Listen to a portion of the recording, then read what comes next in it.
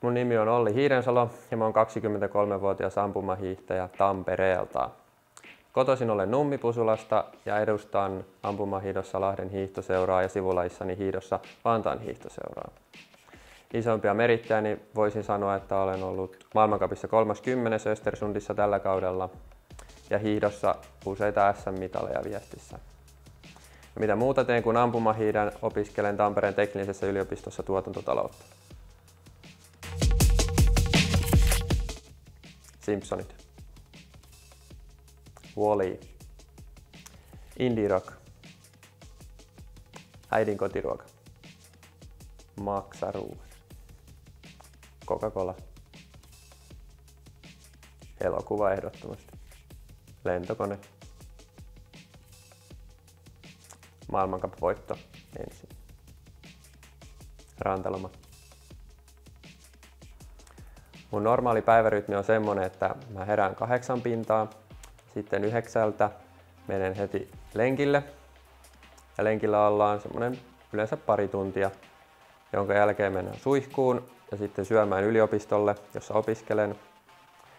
Ja sitten jos on iltapäiväluentoja, menen sinne luennolle, jos ei ole, menen nukkumaan kotiin päiväunet. Ja sitten päiväunet yleensä tunnin mittaiset ja sitten mennäänkin jo toiseen reeniin. Ja toisesta reenistä tullaan suurin piirtein 6 pintaa ja suihkuja syömään ja sitten normaalit illanvietot ja iltatoimet ja nukkumaan. Mun kilpailupäivän rytmi on semmonen, että mä herään siinä 8 pintaan, menen aamulenkille ja josta suoraan syömään. Sitten onkin pari tuntia, tapetaan aikaa hotellihuoneessa, jonka jälkeen mennään lounaalle. Ja siitä sitten onkin jo kiire yleensä odottamaan veridopingin hakua. Jos ei sitä tule, sitten odotetaan lisää ja mennään kisapaikalle, jossa on kohdistus, suksien testaus ja sitten startti. Ja kisasuorituksen jälkeen onkin vuorossa sitten verryttelylenkit, palautusjuomat naamaa ja hotellille suihkuun ja syömään. Ja iltalenkit ja siinä sitten olikin koko päivä. Se, että vaikuttaako kilpailujännitys mitenkään mun rytmiin kilpailureissuissa, niin nukkumiseen se ei enää silleen vaikuta, että siitä mä oon päässyt jo tavallaan yli. Mutta kyllä se on, jos on aamupäivällä kisa, niin kyllä se aamupuuro on sitkeetä. Ja sitten jos on iltapäivällä kisa, niin sitten kyllä aika hitaasti uppoaa se pasta carbonara, mikä on se yleisin ruokalaji tuolla maailmancupeissa lounalla, niin kyllä on vaikea syödä, kun jännittää. Itse kyllä syyllistyn tähän.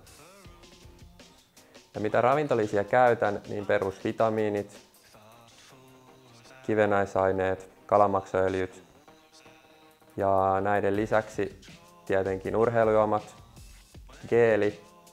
Aina ennen lähtöä mulla on semmoinen tapa, että mä aina joka kisa 15 minuuttia ennen lähtöä otan geelin, jossa ei ole kofeiinia. Ja sitten pitkissä kilpailuissa kofeiinipitoinen geeli yleensä sotkettuna urheilujuomaan siellä viimeisillä kierroksilla sitten.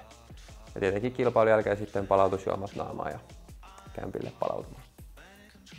Olisinko toiminut toisin ravinnon, liikunnan ja levon suhteen nuorempana, niin vastaan, että pääsääntöisesti en. Olen aina muistanut hyvin levätä ja se on ehkä mun, voin sanoa, isoin valttikortti, etten ole mennyt höntyilemään, jos on ollut kipeä tai muuta vastaavaa, eikä ole kokonaisrasitukset kasvanut liian suuriksi. Liikunnan suhteen tietenkin toivoisin aina, että olisi tehnyt enemmän niitä pohjia, kuntopohja olisi kovempi ja myös lihaksisto voisi olla vahvempi tällä hetkellä, jotta ei tarvitsisi nyt niin paljon tehdä kaikkia lihaskuntoharjoituksia. Ravinnon suhteen olen mielestäni syönyt aina tasapuolisesti ja hyvin ja sen puitteissa en muuttaisi mitään. Katsituotteista mä käytän muun muassa geelejä. Mä käytän näitä pitkissä harjoituksissa ja kilpailuissa. Harjoituksissa on tärkeää nauttia geeli harjoituksen aikana ja kilpailuissa aina ennen kilpailua ja pitkissä harjoituksissa myös kilpailun aikana.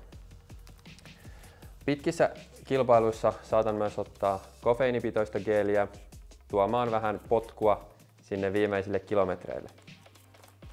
Tämä geeli on aika suhteellisen helppo nauttia. Tästä vaan sokka pois ja sitten